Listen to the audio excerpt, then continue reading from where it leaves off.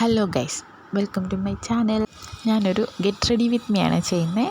അപ്പം ഞാൻ ഇതിൽ ഏത് ഡ്രസ്സ് വേണോ നോക്കുക, ഈ ഫുൾ ലെങ്ത് ഡ്രസ്സ് വേണോ അതോ ഈ ഫ്രോക്ക് വേണോ എന്ന് നോക്കി. അങ്ങനെ ഞാൻ ഫ്രോക്ക് സെലക്ട് ചെയ്തു. ഫസ്റ്റ് മോയ്സ്ചറൈസർ ഇട്ട് മേക്കപ്പ് സ്റ്റാർട്ട് ചെയ്തു. അതിന് മുമ്പ് എൻ്റെ ഫസ്റ്റ് വീഡിയോ ആണ്. എൻ്റെ വീഡിയോസ് ഇഷ്ടപ്പെടുകയാണെങ്കിൽ ലൈക്ക് ചെയ്യണം, സബ്സ്ക്രൈബ് ചെയ്യണം.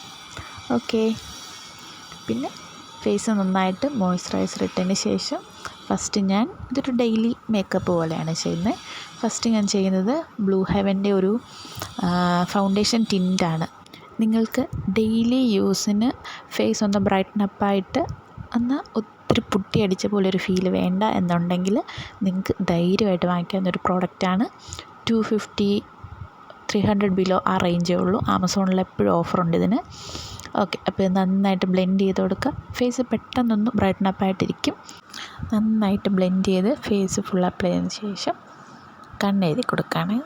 ഞാൻ കണ്ണ് താഴെയും മുകളിലും എഴുതുന്നുണ്ട്. മുകളിൽ ഇച്ചിരി തിന്നായി, താഴെ ഇച്ചിരി കട്ടിക്ക് എഴുതി കൊടുക്കും. ഇച്ചിരി ഡാർക്കായിട്ട് എഴുതും.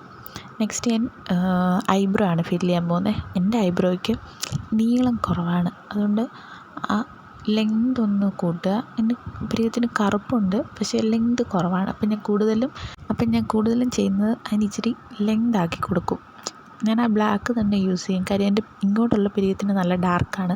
അപ്പം ഞാൻ ബാക്കിലോട്ട് ഇച്ചിരി തിന്നായിട്ട് വരച്ചു കൊടുക്കും. അപ്പോൾ പിരികത്തിന് ഒരു കട്ടിയും ഒരു ലെങ്തും വരുമ്പോൾ തന്നെ നമ്മുടെ ഫേസ് നല്ല രസമായിരിക്കും കാണാൻ. നെക്സ്റ്റ് നമ്മൾ ചെയ്യാൻ പോകുന്നത് ഫേസ് ഒന്ന് സെറ്റ് ചെയ്യാനായിട്ട് സെറ്റിംഗ് പൗഡർ എടുത്തു. ഇതും ബ്ലൂ ഹെവൻ്റെ ഒരു പ്രോഡക്റ്റാണ്. ഇത് ഞാൻ ഒരു റിവ്യൂ കണ്ടിട്ട് മേടിച്ചാണ്, പക്ഷെ അടിപൊളി പ്രോഡക്റ്റാണ് കേട്ടോ. അപ്പോൾ ഫേസ് ഒന്ന് നന്നായിട്ട് സെറ്റ് ചെയ്തു. ഇത് ലേശം മതി കേട്ടോ, ഒത്തിരി ഇട്ടാലും നമ്മൾ ഒത്തിരി പൊട്ടിയടിച്ച പോലെ ഇരിക്കും. അപ്പം കോമ്പാക്ട് പൗഡർ ഇട്ട് ഫേസ് ഒന്ന് സെറ്റ് ചെയ്തു. നെക്സ്റ്റ് ഞാൻ 2 ലിപ്സ്റ്റിക്ക് മിക്സ് ചെയ്തിട്ടാണ് ഈ ലിപ് ഷെയ്ഡ് ഇടുന്നത്. ഇതൊരു അടിപൊളി ലിപ് ഷെയ്ഡാണ്. ഇത് രണ്ടും കൂടി ഇടുമ്പോൾ ഇത് രണ്ടും ബ്ലൂ ഹെവൻ്റെ തന്നെ പ്രോഡക്റ്റാണ്.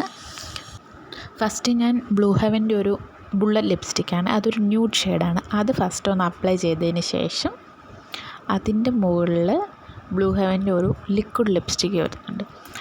അതൊരു ഡാർക്ക് മെറൂൺ ഷെയ്ഡാണ്. അതിൻ്റെ ഒരു ജസ്റ്റ് ഒന്ന് ചെറുതായിട്ടൊന്ന് അപ്ലൈ ചെയ്താൽ മതി, നല്ല കളർ വരും.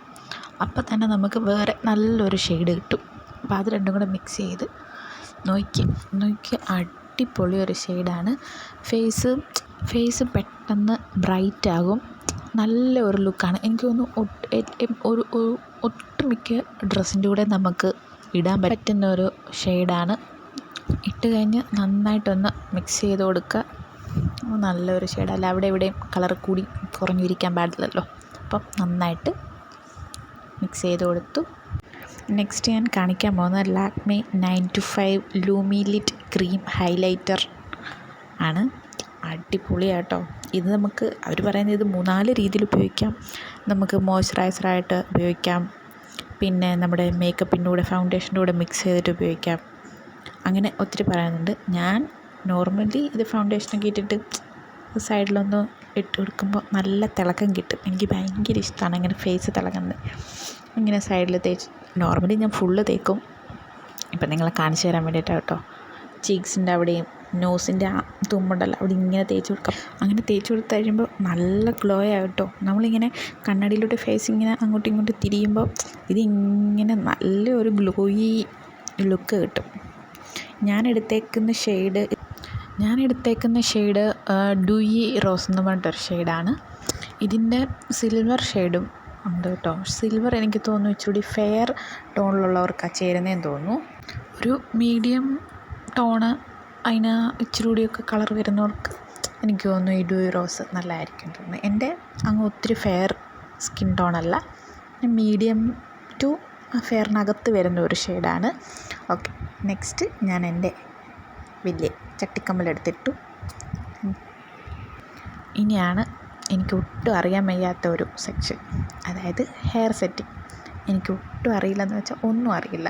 ഞാൻ ഓരോ റീൽസിലൊക്കെ കണ്ടിട്ട് മുടി കെട്ടാൻ നോക്കും, എല്ലാം കുളമാകും. ആകെപ്പാടെ എനിക്ക് കെട്ടാൻ അറിയാവുന്നത് ഇങ്ങനെ ബാക്കിലോട്ട് എടുത്തിട്ട് ഇങ്ങനെ കെട്ടാനാണ്. അങ്ങനെ മേക്കപ്പ് ഏകദേശം ഫിനിഷായി.